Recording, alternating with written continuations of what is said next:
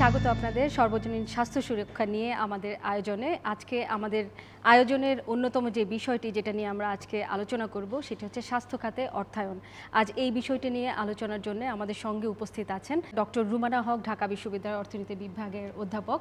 স্বাগত আপনাকে। আর একই সাথে আছেন বাংলাদেশ মেডিকেল অ্যাসোসিয়েশন বিএম-এর সাবেক সভাপতি অধ্যাপক রশিদি মাহবুব। অভিনন্দন আপনাকে, একই সাথে স্বাগত। তো আমরা জানি যে আজকে আমাদের যে বিষয়টি সেটি স্বাস্থ্য খাতে অর্থায়ন, যেটি নিয়ে আমরা কথা বলবো। এবং এই অর্থায়ন নিয়ে যদি বলি, শুরুতেই জানতে চাইবো যে আপনাদের কাছে যে স্বাস্থ্য খাতে কী পরিমাণ বাজেট বরাদ্দ আছে এবং এই বাজেট কি পর্যাপ্ত কিনা, এবং এই বাজেট যথাযথ ব্যবহারের জন্য কোনো মনিটরিং ব্যবস্থা আছে কিনা, আপনাদের দুজনের কাছেই প্রশ্নগুলো রাখছি। ধন্যবাদ। স্বাস্থ্য খাতে আমাদের যে অর্থায়ন হচ্ছে সময়ের সাথে সাথে অবশ্যই সেটা বাড়ছে। আমরা যদি আমাদের প্রথম সেক্টর ওয়াইড অ্যাপ্রোচের কথা বলি, যেটা আমরা HPSP health and population sector programme নামে চিনি, সেটাতে আমাদের স্বাস্থ্য খাতে এই প্রোগ্রামে আমাদের পুরো অর্থায়ন ছিল প্রায় 11,500 কোটি টাকা।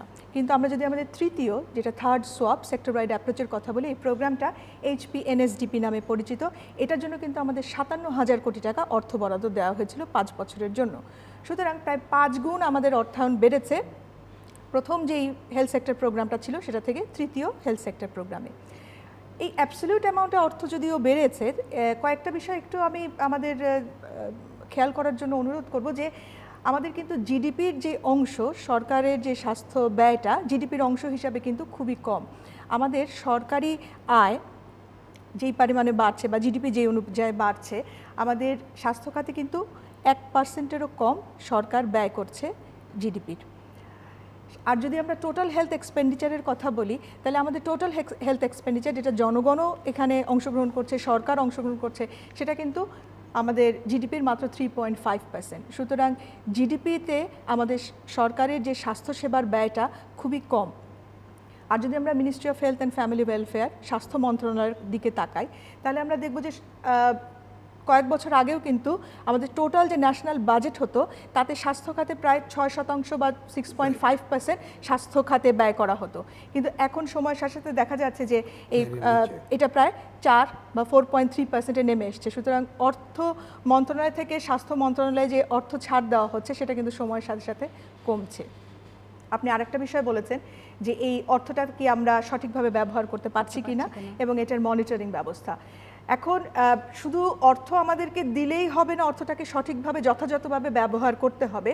এবং অনেক সময় বলা হয় যে স্বাস্থ্য খাতে অর্থ দেওয়া হলেও এই পুরো অর্থটা আমরা ব্যয় করতে পারি না। এখানে আমি একটু একটা বিষয় লক্ষ্য করার কথা বলবো যে আমরা কিন্তু একটা সময় ছিল যখন এই সোয়াপের আগে, সেক্টর ওয়াইড অ্যাপ্রোচের আগে 1995-96 সালের দিকে, তখন কিন্তু আমরা প্রায় 70% অর্থ ব্যয় করতে পারতাম বরাদ্দে, প্রায় 30% কিন্তু আমরা ব্যয় করতে পারতাম না। কিন্তু এখন দেখেন, এখন কিন্তু আমরা প্রায় 90% যে অর্থ আমাদের বরাদ্দ দেওয়া হয় তার 88-90% আমরা ব্যয় করতে পারি। বাকি যে অংশটা আমরা ব্যয় করতে পারছি না, এটা কিন্তু শুধু স্বাস্থ্য মন্ত্রণালয়েই নয়, এটা যে কোনো মন্ত্রণালয়ের দিকে যদি আপনি তাকান, আপনি দেখবেন যে যেই পরিমাণ অর্থ বরাদ্দ দেওয়া হয় তার একটা অংশ কিন্তু আমরা ব্যবহার করতে পারি না। এটা সিস্টেমের কারণে। আমরা যেইভাবে আমাদের প্রকিউরমেন্টটা করি, যে কেনাকাটাগুলো করা হয়, ধরেন ওষুধ কেনা হয়, বিভিন্ন ইকুইপমেন্ট কেনা হয়, এখন এটা কিনতে কিন্তু দেখা যায় যে আমরা 1 বছরের বাজেট করছি, কিন্তু এই প্রকিউরমেন্টটা আনতে আনতে আমার 1.5 বছর লেগে যাচ্ছে। হ্যাঁ, আমাদের যেভাবে অর্থ ছাড় হয়, প্রথম যে জুলাই, অগাস্ট, সেপ্টেম্বর, এই 3 মাসের জন্য আমরা কোয়ার্টারলি কিন্তু অর্থ ছাড় করি, আমরা একবারে কিন্তু অর্থটা ছাড় করা হয় না। তো 3 মাস পর পর যখন আমরা অর্থ ছাড় করি, প্রথম কোয়ার্টারের অর্থটা ছাড় করতে করতে অগাস্ট, সেপ্টেম্বর হয়ে যায়। তো ওই প্রথম কোয়ার্টারে দেখা যায় আমি অর্থ বরাদ্দ আছে কাগজে কলমে, কিন্তু আমার হাতে এসে না পৌঁছানোর কারণে আমি কিন্তু অর্থটা ব্যবহার করতে পারছি না, যার কারণে ইউটিলাইজেশনটা ওই শেষ কোয়ার্টারে গিয়ে এপ্রিল, মে, জুনে আমাদের একটু তাড়া পড়ে যায় অর্থটা ব্যবহার করার জন্য। তো ইউটিলাইজেশন এই কারণে কিছুটা হয়তো আমাদের কম হয়। শুধুমাত্র অর্থটা বরাদ্দ পেলেই তো হবে না, ব্যবহারটাকে আরও ভালোভাবে যথাযথ ব্যবহার করতে গেলে আরও কিছু স্টেপ আমাদের নিতে হবে। আমি ওনার সাথে একটুখানি অ্যাড করতে চাই। প্রথম কথা হচ্ছে যে আমি অন্তত 2000 সালে থেকে স্বাস্থ্য বাজেটের গতি প্রকৃতি দেখে আসছি। হ্যাঁ, নাম্বারে টাকা বাড়ছে, কিন্তু জাতীয় বাজেটের ফ্রেমে কিন্তু কমে গেছে। তাহলে প্রশ্ন হলো যে স্বাস্থ্যটা চলবে কি? এখন আবার যদি আমরা দেখি, যেহেতু স্বাস্থ্যখাতে চাহিদা আছে, জনগণের পকেট থেকে কিন্তু একটা বিরাট অংশ এখানে ব্যয় হয়। এবং দেখা গেল যে এই ব্যয় করতে গিয়ে আউট অফ পকেটে একদল গরিব মানুষ বা নিম্ন মধ্যবিত্ত যারা তারা আবার দরিদ্র হচ্ছে। সুতরাং যে আমরা যে দরিদ্র সুরক্ষা করতে চেয়েছিলাম সেখানে কিন্তু একটা গ্যাপ রয়ে গেছে। এখন স্বাস্থ্য খাতের অর্থ কারেক্টলি আমাদের এত রিজিয়নে যেটা বাজেটের 7%, কিন্তু জাতীয় গ্রস জিডিপির 3% কিন্তু রাষ্ট্র বরাদ্দ করেন, কিন্তু আমাদের এখানে 1%-এর নিচে। এখন এগুলোকে যেটা আপনারা বলছেন সর্বজনীন স্বাস্থ্য সুরক্ষা, টাকা তো দরকার, টাকা কে দিবে? টাকা পাওয়ার বিভিন্ন প্রক্রিয়া আছে, রাষ্ট্র দিবে নাকি যে সার্ভিস নিবে সে দিবে, সে কিভাবে এটা দিবে সেটা আবার একটা ভিন্ন ফ্রেম।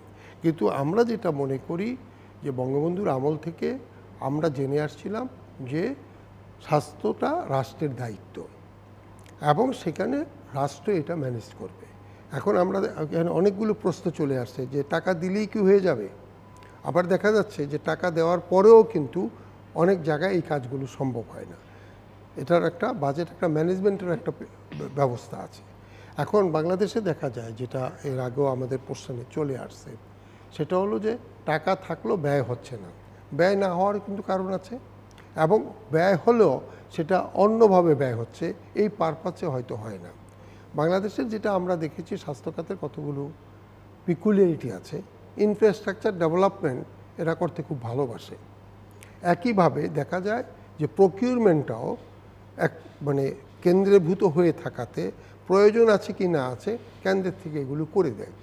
এবং এই যে জায়গাটা, এই জায়গাটা যাদের ম্যানেজ করার কথা রাষ্ট্রের, সেই দুর্নীতি দমন কমিশন বলেন, মন্ত্রণালয় বলেন, সেটা কিন্তু সুষ্ঠুভাবে করার কারণ এটার ইন্টারেস্ট অনেকের জড়িত। এটা হচ্ছে কোনো একটা ব্যক্তি বা সেই জন্য স্বাস্থ্য খাতের যে দুর্বৃত্তায়িত চিত্রটা সেটাও কিন্তু খুব একটা ভালো না। তা আমরা এখন যেই জায়গাটায় আসছি যে স্বাস্থ্য সুরক্ষা, যেহেতু আমরা দারিদ্র্য বিমোচন হয়ে যাচ্ছে বা হবে, আমরা একটা মধ্যম আয়ের দেশে যাব, তাহলে তো সর্বজনীন একটা স্বাস্থ্য সুরক্ষা লাগবে।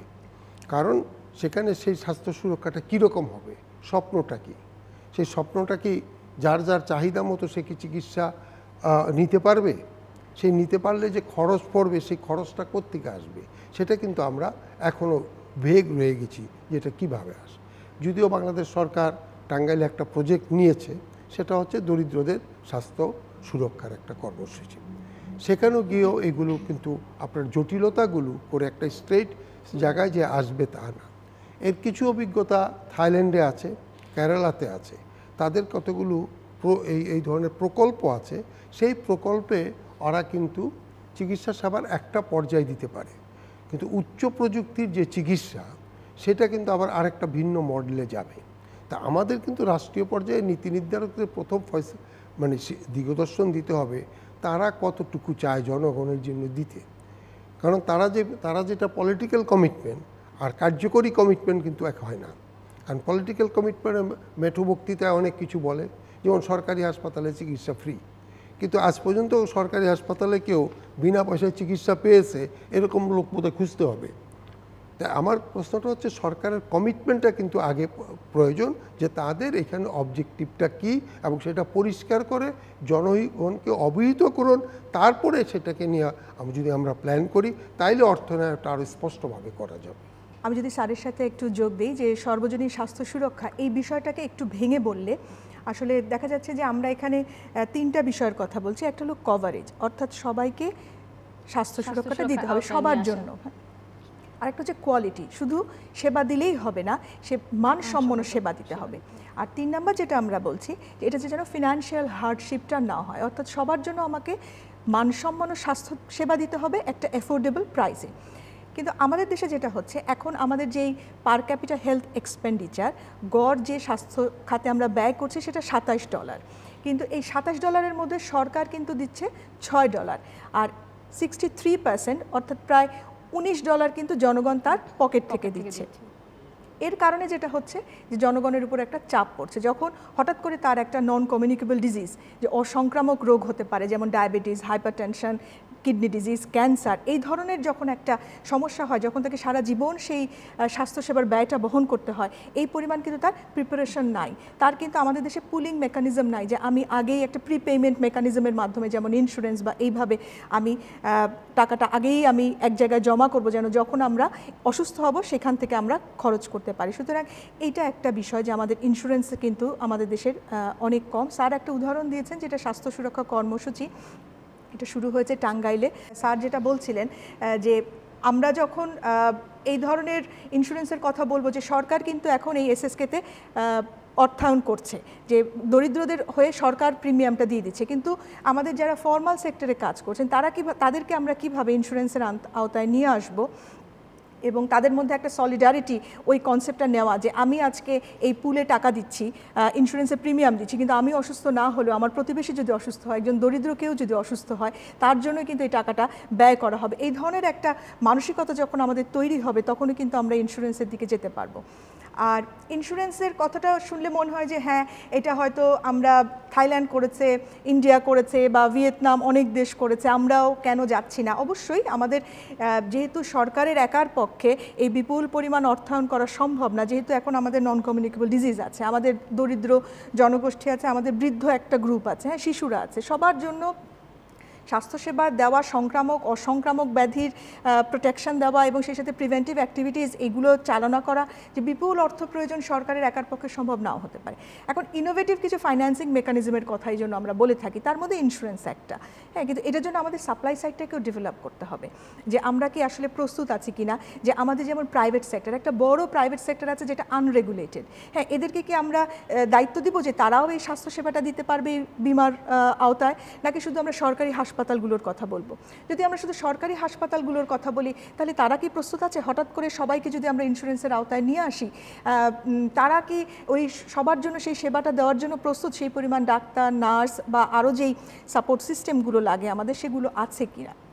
আমাদের মাননীয় প্রধানমন্ত্রী তিনি একটা ট্রাস্ট ফান্ড গঠনের কথা বলেছিলেন। সেই ট্রাস্ট ফান্ডটা আসলে কিভাবে গঠন করা যেতে পারে, এটা এডুকেশনে আছে বা অন্যান্য মিনিস্ট্রিতে আছে, কিন্তু হেলথ মিনিস্ট্রিতে এই ট্রাস্ট ফান্ড গঠনের পদ্ধতিটা কি হতে পারে, এটা নিয়ে আমরা আলোচনা করতে পারি। আমাদের কিন্তু কর্পোরেট সোশ্যাল রেসপন্সিবিলিটির আন্ডারে বিভিন্ন ব্যাংক বা আরও যে কর্পোরেট সেক্টর আছে তারা প্রচুর অর্থায়ন করেন এবং বিভিন্ন কাজ হয়। তো এই টাকাটা আমরা হেলথ সেক্টরে কিভাবে ব্যবহার করতে পারি, এটার একটা নীতিমালা কিন্তু তৈরি হয়েছে, CSR গাইডলাইন, কিন্তু সেটাতে আমাদের যেই লক্ষ্য এবং উদ্দেশ্য সেটাকে কিভাবে রিফ্লেক্ট করা যায়, এটাকে এই অনুযায়ী আমরা কাজ করতে পারি কিন্তু গাইডলাইনটাকে নিয়ে।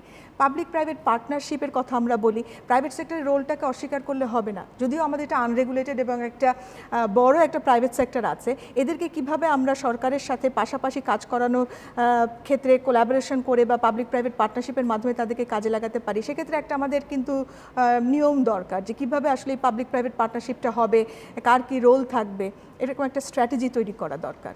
আমার কাছে আলোচনা শুনে আমার যেটা মনে হলো যে বর্তমান যে স্বাস্থ্য অর্থায়ন নীতি যেটা আছে সেটি আসলে স্বচ্ছতার সাথে বাস্তবায়িত হচ্ছে কিনা বা সেটা মনিটরের জন্য আসলে কোনো ব্যবস্থা আছে কিনা, যেটি আপনি বললেন যে বেসরকারি পর্যায়ে যে স্বাস্থ্যসেবা, বেসরকারি মানে পাবলিক প্রাইভেট পার্টনারশিপের যে বিষয়টি, এই বিষয়গুলো আসলে দেখবে কে বা এই বিষয়গুলো মনিটরে আসলে অনেকগুলো প্রশ্ন কিন্তু এর মধ্যে তুলে আসছে। অর্থায়ন সরকার যেমন ও যেটা স্টুয়ার্ডশিপ তাকেই নিতে হবে যে কোত্থেকে আসবে, এবং ইচ্ছা করলে পারা যাবে না তা নয়। আমি বলছি যে হয়তো আমরা অনেক টাকা জোগাতে পারবো না, কিন্তু আমরা ইমিডিয়েটলি যে প্রয়োজনীয়, কারণ হঠাৎ করে তো সব রুগী আর আমাদের এখানে আসবে না। আমি বলছি যে আমাদের সেক্টরগুলো তো কিন্তু ওই রকম রয়েছে যে সব রুগী ওর অসুস্থ হয়ে গেলে যেমন বাড়ির থেকে চলে আসতেছে তা তো না। আমাদের কিন্তু প্রোগ্রেসিভ রিয়েলাইজেশন, আজকে হেলথ সেক্টরে যে আমাদের ডেভেলপমেন্টটা দেখি, সাপ্লাই চেনটা দেখি, নিডটাকে দেখি, এটা কিন্তু প্রোগ্রেসিভ ওয়েতে আসতেছে। তা আমাকে এখন এই মুহূর্তে এটা স্টার্ট করতে হবে, এবং তার সাথে আরেকটা ভাইটাল জিনিস চলে আসছে যে নন কমিউনিকেবল ডিজিজ। আমরা আগের কমিউনিকেবল ডিজিজ বা যেটাকে আমরা বলি ছোঁয়াছুঁয়ে রোগ, সেগুলো থেকে মুক্ত হয়েছি, কিন্তু এখন কিন্তু আমাদের কতগুলো জায়গা আমাদের লাইফ বেড়ে গেছে। তো এগুলো কিন্তু আমাদেরকে আরেকটা জায়গায় ধাক্কা দিয়ে দিচ্ছে যে নন কমিউনিকেবল ডিজিজে একদিনে ভালো হয় না, তাকে প্রতিদিন ঔষধ খেতে হয়। তো সেই ঔষধগুলো আমাদের একটা ফ্রেমে আনতে হবে। আরেকটা জিনিসের মধ্যে যেটা হচ্ছে কতগুলো ট্যাক্স ধরে আমরা বলছি যে আনহেলদি জিনিসগুলোর উপরে ট্যাক্স ধরা একটা সোর্স হতে পারে, কিন্তু হেলদি লাইফস্টাইলটাও কিন্তু সুরক্ষা দরকার, এবং সেটা কিন্তু এডুকেট করা এবং প্রচারণা করা, এগুলো যদি না করা হয়, খালি ওই যে টাকা দিয়ে আমরা এগুলো পারবো তাও কিন্তু হবে না।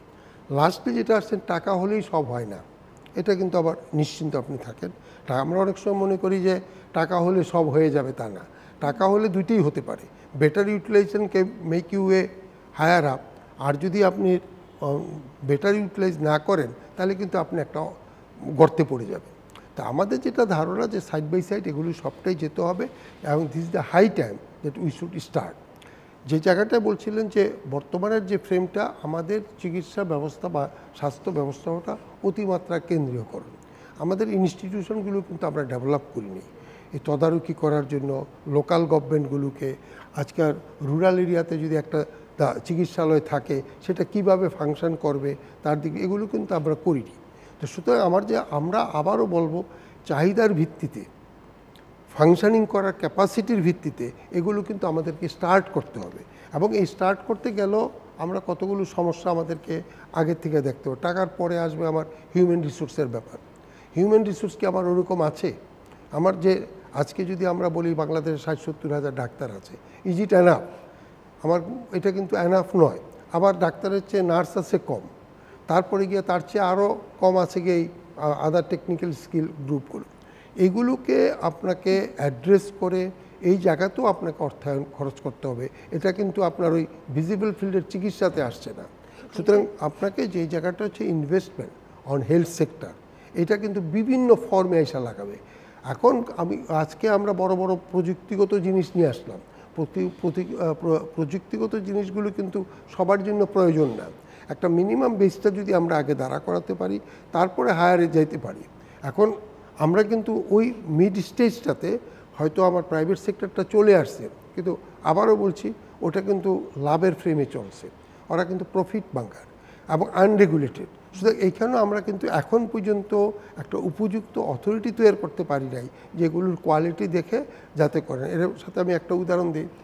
আপনার 60-এর দশকে পরিবার পরিকল্পনার জন্য যখন বলল যে পয়সা দেওয়া হবে, ডাক্তার সাহেবের মানে তখনকার জন্য 20 আঙ্গুলের সই দিয়েও, মানে হাতের 20টা আঙ্গুলের সই দিয়েও টাকা নিয়ে নিছে। তো এগুলো কিন্তু যদি ওই রেগুলেট মেকানিজমগুলো না আসে তাহলে হবে না। আর প্রকিউরমেন্টের ব্যাপারে আবার প্রযুক্তিগত দিক থেকে আমাদের একটু চিন্তা করতে হবে। পৃথিবীতে অনেক প্রযুক্তিগত আছে, যেমন আমি আপনাকে ছোটো একটা শহরে আমার কয়টা এক্সরে মেশিন দরকার, কয়টা ওটি দরকার, এগুলো যদি আমরা একটুখানি কম্প্রিহেন্সিভ করে আনতে পারি তাতে কিন্তু ইনভেস্টমেন্টটা কম লাগে। আর ইনভেস্টমেন্ট যদি কম লাগে তাহলে কিন্তু আপনার প্রফিট ওরা ওই পরিমাণেই করে অনেক বেশি সার্ভিস দেওয়া যায়। আমাদের এখানে কিন্তু কোনো কিছুই রেগুলেটেড নাই। তা আমার যেটা ধারণা, অর্থায়নের যে সোর্সটা খালি আমরা বলছি, সে অর্থায়নটা খালি অন্ধের অর্থায়ন না, এর সাথে আনুষঙ্গিক অনেকগুলো উত্তাপ যদি না হয় তাতে কিন্তু আপনার সর্বজনীন স্বাস্থ্য সুরক্ষা হবে না। কিছু যোগ করতে চান আপনি? আমি কিছু আশার কথাও বলতে চাই যে আসলে আমাদের 64তম যে ওয়ার্ল্ড হেলথ অ্যাসেম্বলি, সেখানে কিন্তু আমাদের মাননীয় প্রধানমন্ত্রী উনি বলেছেন যে এই ইউনিভার্সাল হেলথ কভারেজ, এটার জন্য আমরা প্ল্যান করছি এবং এটা আমাদেরকে অ্যাচিভ করতে হবে। সুতরাং সরকারের সর্বোচ্চ পর্যায় থেকে কিন্তু এই কমিটমেন্টটা আছে, এটা একটা আশার দিক। তো এখানে আমি স্যারের সাথে সেই বিষয়টাতে একমত যে হ্যাঁ, টাকা বেশি লাগবে। কারণ এখন দেখেন, আমি আগেও বলেছি যে আমাদের কিন্তু সরকারের প্রায়োরিটি আছে আরও অনেক, যে আমাদের পদ্মা ব্রিজ করা হচ্ছে, বা এখন আমাদের বিদ্যুতে কিন্তু প্রচুর পয়সা খরচ হচ্ছে, এবং এরকম আরও এডুকেশনে, এগ্রিকালচারে এই কম্পিটিং নিডটা থাকবেই। কিন্তু আমাদের হেলথ সেক্টরেও কিন্তু আমাদের বুঝতে হবে যে হেলথটা কিন্তু ইনভেস্টমেন্ট। আমি আজকে যেটা হেলথ সেক্টরে একজনের স্বাস্থ্যসেবা ব্যয় করছি, এটার ফলাফলটা কিন্তু আমি পাবো। আমাদের সফলতা কিন্তু অনেকগুলো আছে, কিন্তু চ্যালেঞ্জও সামনে অনেক আছে, আরও অনেক কিছু করার আছে। সুতরাং আমরা যদি ইউনিভার্সাল হেলথ কভারেজ বাড়াতে চাই, কোয়ালিটি এনশিওর করতে চাই, এবং মানুষকে ফাইন্যান্সিয়াল হার্ডশিপের মধ্যে ফেলতে না চাই, তাহলে কিন্তু যে অর্জনটা আমাদের হয়েছে সেটা ধরে রাখাটা জন্য অনেকগুলো চ্যালেঞ্জ, এটা স্যারও বলেছেন, এগুলো মাথায় রেখেই সামনে আগাতে হবে। এক কথা বলা চলে, সরকারের একটা কমিটমেন্ট আছে, ওটা একটা দিগদর্শন, কিন্তু বাকিটা করে নেওয়ার যে দায়িত্ব সেটা কিন্তু সার্বিকভাবে এখনও ট্রায়াল অ্যান্ড এররের মধ্যে কিছু আমরা করছি, এবং আমরা আশা করি হবে না, একথা আমি বলবো না, কারণ হতে হবে, না হলে আমাদের এক্সিস্টেন্স থাকে না। ঠিক, আমরাও আশা করি নিশ্চয়ই আমাদের আজকের যেই আলোচনা হলো স্বাস্থ্য খাতে অর্থায়ন এবং সেই বিষয়টি নিশ্চয়ই সরকার এবং নীতি নির্ধারক যারা আছেন তারা এই বিষয়গুলো বিবেচনা করবেন, কিভাবে স্বাস্থ্য খাতে আরও অর্থায়ন বাড়ানো যায়, কি কোন কোন খাত থেকে খাতোয়ারি বিনিয়োগ করা যায়, সেই বিষয়গুলো নিশ্চয়ই সরকার এবং নীতি নির্ধারণী পর্যায়ের ব্যক্তিরা তারা গুরুত্বের সহকারে এই বিষয়টি বিবেচনা করবেন। সম্মানিত দর্শক, সর্বজনীন স্বাস্থ্য সুরক্ষার আগামী পর্বে নতুন কোনো বিষয় নিয়ে আমরা কথা বলবো নতুন অতিথিদের সাথে। ততক্ষণ পর্যন্ত আজকের মতো বিদায়।